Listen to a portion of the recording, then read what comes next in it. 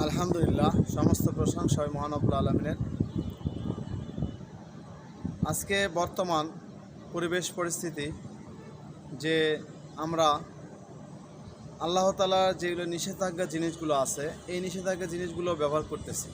যেমন সুদ, ঘুষ, ছিনতাই করা, জিনা, বেবিচার, বিভিন্ন রকমের নিষেধাজ্ঞা হারাম পন্থা জিনিসগুলো ব্যবহার করতেছি।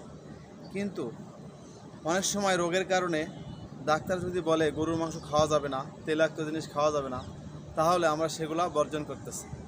তাহলে এখানে এই পৃথিবীতে বেঁচে থেকে আমরা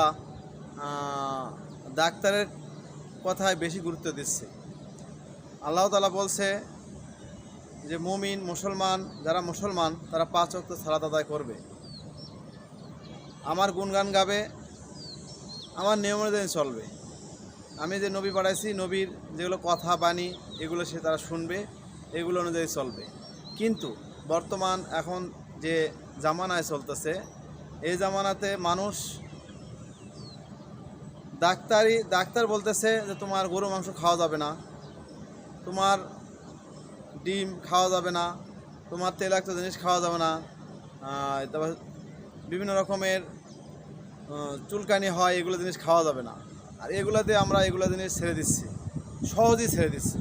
কিন্তু যে সুদ ঘুষের বিষয়টা, সুদ ঘুষ, ছিনতাই, মানুষের বিভিন্ন রকমের মানুষের পকেট থেকে টাকা নেওয়া, মানুষের কথায় বার্তায় আচার অনুষ্ঠানে মানুষের কষ্ট দেওয়া, এগুলো থেকে আমরা বেরোতে থাকতেছি না। এগুলা আল্লাহ তাআলা নিষেধ করছে, তারপরে এগুলো থেকে বেরোতে হারাম পন্থা, হারাম জিনিস আমরা উপভোগ করতেছি। আর হালাল জিনিস যেগুলো ডাক্তারের কথায় আমরা ছেড়ে দিচ্ছি। আমার মূল কথা হচ্ছে যে এই পরিবেশ, এই স্তরে বেঁচে থেকে মানুষের কথায় অনেক কিছু ছেড়ে দিচ্ছে, হালাল জিনিস। আর আল্লাহ তাআলা বলছে এবং নবী রাসূলগণ বলে গেছে, কোরআন এবং হাদিসে আছে নিষেধ, যেগুলো করা যাবে না, এগুলোই আমরা করতেছি। সেগুলো হচ্ছে সুদ ঘুষ খাইতেছি ওপেনে, তারপরে আপনার জিনা, বেবিচার, বিভিন্ন রকমের মানুষের কুপন্থাগুলা, এগুলো আমরা ওপেনে করতেছি। যার জন্য আজ করোনার মতো কিছু মহামারী চলে গেল। আবার এই যে ভাইপার সাপ, রাসেল ভাইপার সাপও আসছে। এগুলো মানুষের দিক নির্দেশনা, এগুলো কোনো ভয়ের কোনো কারণ নাই। মানুষ যদি কিছু পন্থা অবলম্বন করে, মানুষ যদি ইমানদার, পরহেজগার, দিনদার হয়ে যায়, আল্লাহ তাআলা এগুলো দিয়ে আমাদের পরীক্ষা করবেন না। কিন্তু আমরা আজকাল এই বিভিন্ন রকমের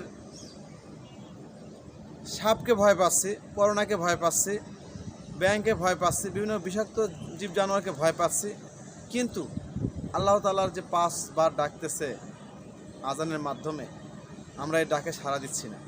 আল্লাহ তাআলা যে সুদ ঘুষ নিতে না করছে, জিনা বেবিচার করতে না করছে, মদ নিশাজাতীয় খাবার খেতে না করছে, এগুলোতে আমরা বিরতি থাকতেছি না। অতএব হে মুমিন মুসলমান, এখনও ফিরে আসার সময় আছে, এখনও ফিরে আসেন, সৎ পথে চলেন, সুদ ঘুষ ছেড়ে দেন, আল্লাহর কাছে ক্ষমা চান, তওবা করেন। আল্লাহ তাআলা ক্ষমাশীল, এখনও সময় আছে। আপনি যখনই ক্ষমা চাবেন তখনই ক্ষমা পাবেন ইনশাআল্লাহ। ক্ষমার দরজা সবসময় খোলা আছে মানুষ মৃত্যুর আগ পর্যন্ত। অতএব আপনার যে বয়সী হোক, 70 হোক, 80 হোক, 10 হোক, 20 হোক, আপনার যদি পাপ শুরু হয়, আপনি আল্লাহর কাছে ক্ষমা চাবেন। আপনি যদি 1000 পাপও করেন, তারপর আল্লাহর কাছে ক্ষমা চাবেন, আল্লাহ তাআলা ক্ষমা করে দেবেন ইনশাআল্লাহ। আমরা এর থেকেও নিরাশ হব না।